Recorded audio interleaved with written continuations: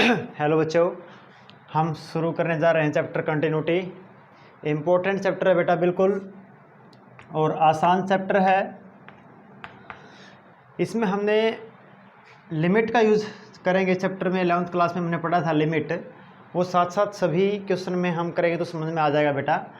सबसे पहले डेफिनेशन देखते हैं क्या है। A function f x is said to be continuous at a point a. किसी पॉइंट ए पे हम कंटिन्यूटी चेक करेंगे बेटा। किसी पॉइंट ए पे कोई फंक्शन एफ एक्स है। A function f x is said to be continuous at a point a if 3 condition हमारी सेटिस्फाई होनी चाहिए बेटा। सबसे पहले एफ ऑफ ए हमारा एग्जिस्ट करना चाहिए, मतलब फाइनाइट होना चाहिए ये, या रियल होना चाहिए। हम रियल भी कह सकते हैं, फाइनाइट भी कह सकते हैं। सेकंड में हम लिमिट जो हमारे पास x tends to a, x a को अप्रोच कर रहा है, एफ ऑफ एक्स ये भी हमारे पास लिमिट भी एग्जिस्ट करनी चाहिए। लिमिट भी एग्जिस्ट करने का मतलब क्या बेटा, left hand limit is equal to right hand limit दोनों बराबर होनी चाहिए। थर्ड हमारे पास क्या है, limit x tends to A F of x is equal to F of A. मतलब ये जो वैल्यू आएगी एफ ऑफ ए की, जो वैल्यू आएगी बेटा वो किसके बराबर होनी चाहिए। लिमिट हम लगा के जब फंक्शन को सोल्व करेंगे, ये जो वैल्यू आएगी ये दोनों बराबर होनी चाहिए। अगर ये 3 कंडीशन फुलफिल होगी, हमारे पास सेटिस्फाई हो गई, तो हम क्या कहेंगे, फंक्शन क्या है, कॉन्टिन्यूअस है। बिल्कुल आसान है, साथ साथ में सारा समझ में आ जाएगा। हम लेफ्ट हैंड लिमिट निकालेंगे, राइट हैंड लिमिट निकालेंगे, और फिर हम फंक्शन की वैल्यू निकालेंगे किसके ऊपर, एफ ऑफ ए के ऊपर। तो सबसे पहला क्वेश्चन है बेटा, क्वेश्चन नंबर फर्स्ट है, check the continuity f of x is equal to 2x + 3 at x is equal to 1 पे। अगर हम इसको ग्राफिकली देखें, कंटिन्यूटी क्या होती है, जब भी हम किसी फंक्शन का ग्राफ बनाएंगे, इस प्रकार मान लो, अगर कोई भी किसी भी फंक्शन का ग्राफ विदाउट लिफ्टिंग दी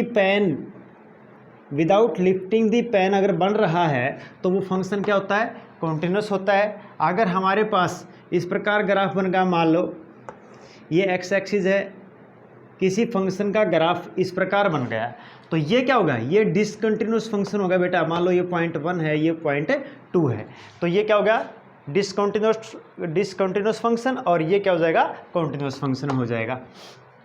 तो सबसे पहले देखो ध्यान से, पहला क्वेश्चन हमारे पास F of x is equal to 2x + 3 at x is equal to 1 के ऊपर सबसे पहले वैल्यू निकालो बेटा।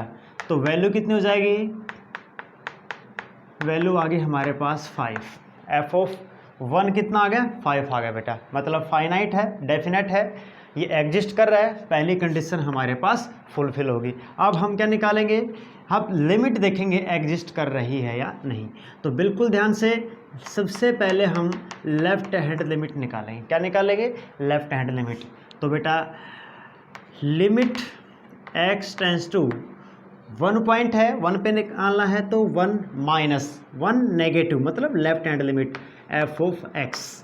तो limit x tends to 1 negative बेटा, फंक्शन क्या है, 2x प्लस में 3 है।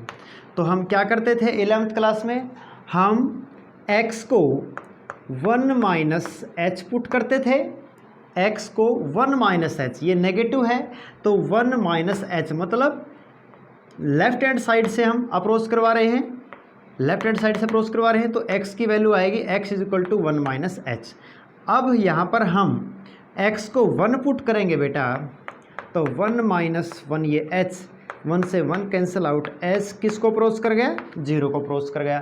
तो हमारे पास अब क्या आ जाएगी वैल्यू, अब हमारे पास ये आ जाएगा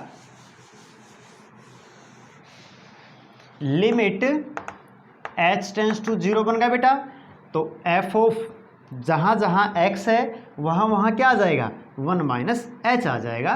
तो 2 × 1 - h प्लस में 3। अब पूरा फंक्शन हमारा h में आ गया है, h में आ गया है, तो लिमिट h टेंस टू 0 2 ×